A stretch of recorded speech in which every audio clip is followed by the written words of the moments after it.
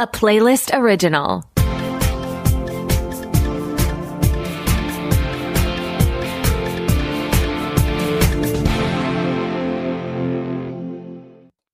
Welcome to the Pilot Podcast, where we review the pilot episodes of TV shows to answer your question, should I watch this? My name is Mitu. And my name is BJ. And this week, we're watching King of the Hill, originally airing on Fox and now on Hulu. So stay tuned to find out what Mitu's favorite show was when she grew up in the late 1900s. Okay. There's just something about that language. We're the same age, you're 1 month older. Allegedly. Okay. While you think back to your childhood in the late 1900s, can you tell us what happens on this show? In King of the Hill, this show is set in Texas and follows the life of propane salesman Hank, voiced by Mike Judge, who lives with his substitute teacher wife Peggy, voiced by Kathy Najimy, their son Bobby, voiced by Pamela Adlon, and their niece Luann, voiced by the late, great Brittany Murphy. So Mitu, I found out you had no history with this show when it originally aired. No, I don't think I've ever seen a full episode. I do remember it on TV because I feel like this and Simpsons were vying for adults' attention in the animated space. And I've also not really seen much of The Simpsons. I think I've seen a full episode of that. I remember when that movie came out, I watched that, the little spider pig thing. Mm-hmm. Otherwise, really no recollection of this. Perhaps this is something where it's like you and I were very young in the late 1900s, and so this would have been something parents in the home would have been interested in, and I feel very confident in saying my parents were not the target audience for this show. Correct. We were not the target audience. My dad watched The Simpsons, and I feel like sometimes he would just leave this on if it was playing. What your dad did is like exactly the way that people design TV blogs. Exactly. That's exactly it. Not to drive us down just an unnecessary corridor here, but it is always so interesting to me when people are introducing a show and they try to tack it onto the right show prior, even in this new era of streaming, and also when you're trying to salvage a show.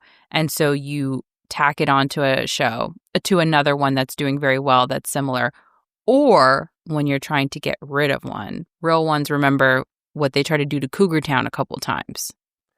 That was definitely a tactic with live television. You'd have the 1 hour comedy blocks or stack together popular dramas. Or they'd be like, oh, you moved to this Friday night time slot. You don't want anyone to watch this show. Unless you were ABC's TGIF. Then you were on top of the world. But setting aside the nerdy logistics of television scheduling, I think that this show met my expectations of what I saw on the poster. It was a quiet Southern comedy. Even the intro felt like a meta way to introduce what we are going to be watching. Like the scene of the sun rising and setting as he and his pals drink beer at that fence. The commentary at the beginning with the friend that has a very thick Southern accent. And he talks about how he loves Seinfeld because it's the show about nothing. This, to me, really felt like Texas animated Seinfeld. Yes, this has a very slice of life storytelling mechanism where it really is just Hank spending the day with his family, whether it's going to Bobby's baseball game or having a beer with his friends looking at his car. And that's about the extent of his activities in this pilot episode. Well, he also had to salvage some things with his family and assert himself as an American propane salesman. He expresses himself. We do learn he has a bit of a temper. He can get loud. But as his own wife and son said, it's really all verbal. He doesn't take it that way because he cares about people, but he's not good at expressing that due to his own childhood trauma that he's aware of, but is not addressing. Pretty heavy family stuff for an animated show. This is very family oriented. And I like that. That feels very 90s. This feels more like the 90s, I guess also late 80s sitcoms we would see centered around families versus other adult animated series that came a little later, like Family Guy, which was more about the humor and the absurd situations. True. This was a little bit of like Jeff Foxworthy show, a little bit of Home Improvement Tool Time meets animated experience. I also will say, even with the quieter pilot that we experienced, I did laugh quite a few times.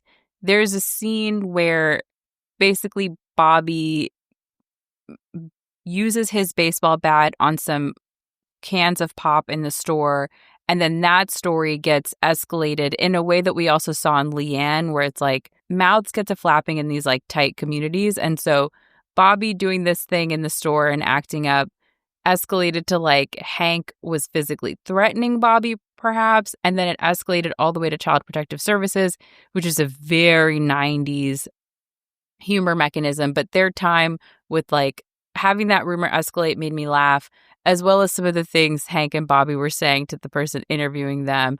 And Peggy, Kathy Najimy is such a legend. When she talks about Hank's sperm count and their ability to have children to the CPS guy, I truly cackled. Even his own neighbor was talking about it too. Yes, which means she'd just be chatting about this with anyone who will lend an ear. You said, have you ever thought about why we didn't have a second child? Here's why. Y'all ever been reflecting on sperm counts and why we have one kid? Because I'll tell you.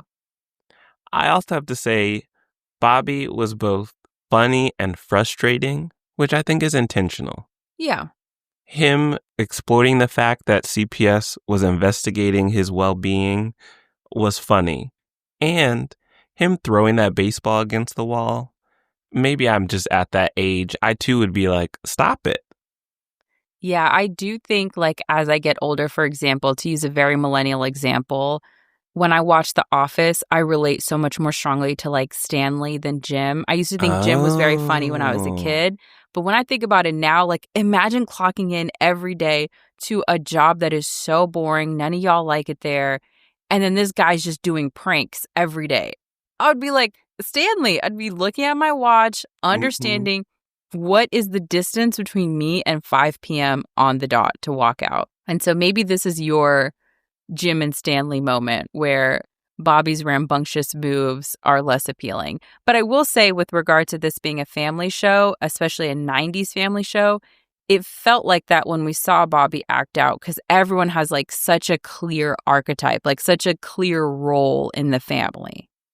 I did like that. And quick aside, I feel validated that you've changed your opinion on Jim because I didn't like him from the start. I knew working with him would be stressful. You knew he was a rascal. Mm-hmm. That's not what we need in an office environment. No. And then when he bought that house without Pam's consent, I thought, and now this is just going to be an office recap podcast. When I was young and silly, I thought, how cute. Like he bought her a house. And then now that I've undergone the process, like the intense process of buying a home, if someone just did that to me and my credit, I would be livid. You don't make that decision for someone. No. With their money. That is such a long-term decision. I'm so happy now. He needed to grow up. But back to King of the Hill. I do feel like, speaking of growing up, maybe that's part of the appeal where some of these people don't change. I feel like Hank and his friends have some of the same conversations every day, and he probably likes that. Yeah.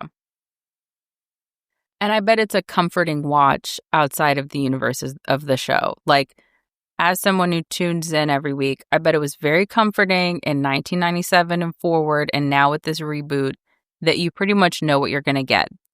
You know, that's what I liked about Leanne when we talked about that in the last episode of, to me, I like the predictability and still silliness and fun of a multicam, and I think this offers that similar, again, very 90s sitcom feeling. How do you feel, though, about this show not having any story arcs? Because I have no idea what would happen in an episode 2. That's true. Truly unclear if it's just going to be every episode show about nothing, slice of life, versus like having a larger story you want to tell, or even more gags or things. Speaking of the contemporaries of Family Guy and Simpsons, I don't know. And I think that's the thing that prevents me from wanting to watch this again seriously if we want to get into ratings for King of the Hill on Fox / now on Hulu. For me, I would watch again with lunch. It's a solid 22-minute story. I laughed, but I'm not like gonna marathon this show because I just don't think that this is a story that you even need to consume that way. But it is funny. I get why the girls love King of the Hill. I feel very similarly. I would put this at would watch again while maybe cooking.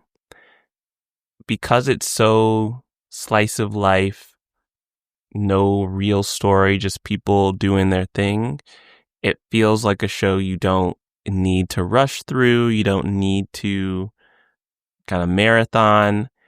You just enjoy it as it comes. Be present with it. And I think that's what they're asking you to do with their beers at the fence and the sun rising and setting on their faces while they just chat with each other. And final question, what'd you think of Boomhauer and his unique speech pattern where it's hard for us to understand, but all his friends are like, oh yeah, you said blah, blah, blah. I understood everything he said. I didn't think it was that bad either. No, I was like, maybe my ears are broken or like I've just been conditioned by being in the South, but I understood everything. I recognized that he had an accent. It's not like I didn't hear the accent, but I didn't have any issue comprehending. Right, because I read about him muttering and it was hard to understand, but then I realized, oh, he is saying words. It's not like gibberish. Yeah. Oh, and I should add, speaking of this feeling like a slice of life comedy, this is from Mike Judge and Greg Daniels, who worked on shows like The Office and Silicon Valley. Oh, I did not know that. Yeah. Okay, me too. Is that time of the episode where you get to answer a fun question of my choosing. And this week's question is, what show did you watch in the late 1900s? Okay, so sort of again with that framing, but for me, this would come as a shock to no one. It's really like any sitcom. So Tim Daly, for example, makes an appearance on Leanne's show, and I was just talking to BJ about how beautifully he's aged since the wonderful television show I watched, Wings, Just Shoot Me, Mad About You, Taxi, Frasier. Oh, big Frasier, not the little one. Love that show. If you made a show about people gabbing and chatting anywhere from like 1960 something to 1999, I was tuned in, and beyond that. But we're talking about the late 1900s, which I'm just assuming is after the midpoint. But prior to is also interesting to me. But just like, because I also love Dick Van Dyke's show, Bewitched, Honeymooners, I Love Lucy. If you made a sitcom, I sat for it.